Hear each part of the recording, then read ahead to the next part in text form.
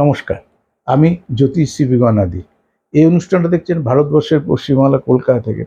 আমার YouTube channel শ্রীবিগণ motivation subscribe করুন, ডান দিকে থাকা বেল আইকনটা প্রেস করে লাইক ফলো শেয়ার করুন। তাহলে কোন দিন কোন বিষয় নিয়ে আলোচনা করছি সবার আগে সবার প্রথম সেই নোটিফিকেশনটা আপনার কাছে পৌঁছবে। কোন দিন লাইভ অনুষ্ঠান করছি, কোন দিন লাইভ ফোন ইন প্রোগ্রাম করছি, সমস্ত ইনফরমেশনগুলো আপনাদের কাছে থাকবে। আপনাদের অনুপ্রেরণায় চ্যানেলটা বানানো, এই যে বিভিন্ন সময় এই যে রিলিজ আগে আসতাম না, আপনারাই বলেন যে বিরুদায় সংক্ষিপ্ত একটু যদি আলোচনা করেন কিন্তু গুরুত্বপূর্ণ বিষয়, তাহলে কিছুটা আমাদের সাবধানতা অবলম্বন করতে পারবো। অনেক বড় বড় প্রোগ্রাম দেখার সবসময় সুযোগ পাই না, আছেই তো দেখবো। তার জন্য দেখবেন বেসিক প্রোগ্রামগুলো কিন্তু আমি অনেক শর্ট করছি। আগে 8 মিনিট, 10 মিনিট, 15 মিনিট, এখন 5 মিনিট 6 মিনিটের মধ্যে প্রোগ্রামগুলো রাখি, 4 মিনিট থেকে 6 মিনিটের মধ্যে। আর রিলসে আসছি প্রত্যেক দিন কিছু না কিছু গুরুত্বপূর্ণ বিষয় নিয়ে।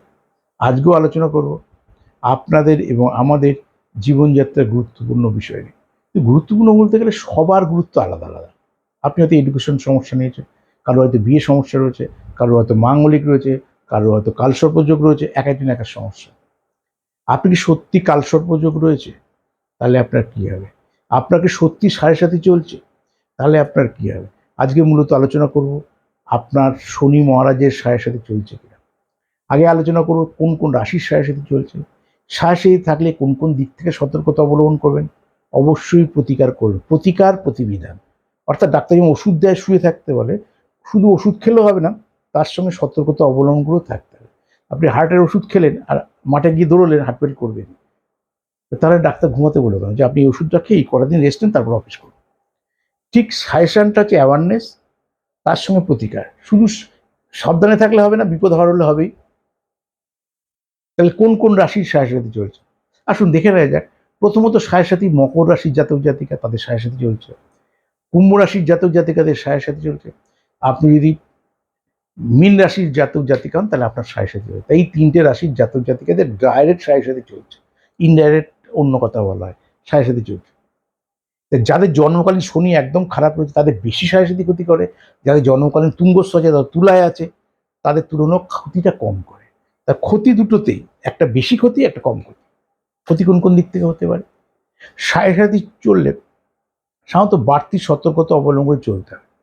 চলা ফেরা খাওয়া, কাউকে বিশ্বাস করা যাবে না। বন্ধু বান্ধব থাকলে 1:1 কেউ কিছু অফার দিলে খাবেন না। বিয়ে বাড়িতে জনবহুল জায়গায় খাবেন, যেখানে কি ফুড পয়জন হবে, সবার হবে, আপনার জন্য হবে না। জনবহুল জায়গায় চলাফেরা করুন, ট্রেন, ট্রাম, বাস, ফ্লাইট, ট্রেনে বহু মানুষ, একা ড্রাইভ করবেন না, বাইক চালাবেন না। আপনি নিজে গাড়ি চালিয়ে একা যাবেন না, ড্রাইভার দিয়ে আপনি দরকার হলে গাড়ি চালান, যদি আপনার গাড়ি থাকে 4 চাকার গাড়ি চালান। কোনো বড় ইনভেস্টমেন্ট করবেন না, কোনো বড় ইনভেস্টমেন্ট টাকাটা ব্লক হয়ে যাবে। সাথে টেনশনের মধ্যে দিয়ে চলে যাবে। বিশেষ করে যদি কয়লা, আয়রন, স্টিল, মাটির নিচে যে সমস্ত কাজের সঙ্গে যুক্ত যে সমস্ত ব্যবসাদাররা রয়েছে, সেই ধরনের ব্যবসায় আর ইনভেস্টমেন্ট করবেন না, সতর্ক থাকুন। চলতে তো হবে 7.5 বছর থাকবে। সাধারণত পিতৃ বা মাতৃ গুরুজন বিয়ে ঘটার সম্ভাবনা থাকে, এটা খুবই দুঃখজনক।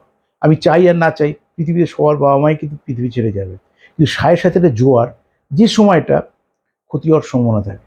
কিরকম বলি, দেখুন গরমের সময় অনেকের ঠান্ডাতেও মানুষ মারা যাচ্ছে, গরমেও মারা যাচ্ছে। ঈশ্বর কী করবে, এই চেঞ্জ তো হতেই থাকে।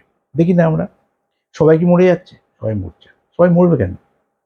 তাহলে আমাদের মাথায় রাখতে হবে যার প্রতিরোধ করার ক্ষমতা কম তার ক্ষেত্রে ক্ষতি হচ্ছে।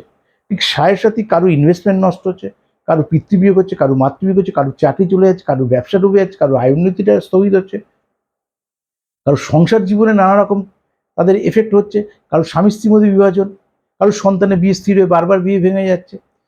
সাথে থাকলে অনেক সময় জমানো অর্থগুলো আপনি ধরে রাখতে পারছেন না, ড্রেন আউট, মানে একটার একটা সমস্যা রয়ে গেছে, যে কারণে আপনার অর্থটা ব্যয় হচ্ছে, যেন সাথে চলছে।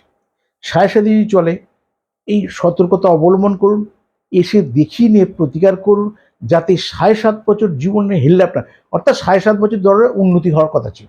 10,000 মায়না থেকে 50,000 হওয়ার কথা ছিল, কিন্তু সেই 10,000 টাকা 50,000 টাকা তো হলোই না, যেটুকু বাড়লো তার থেকে বেশি আমার খরচ হলো। আস্তে আস্তে আমার জীবনে ডিমোশন হলো। 7.5 বছর লস হওয়া মানে আপনার সেই লাইফ তৈরি করতে গেলে 15 বছর কভার করতে হবে। তাই আমার YouTube channel Shribigyan motivation like follow share করুন। আমি আপনাদের ছিলাম, আছি, থাকবো। নমস্কার।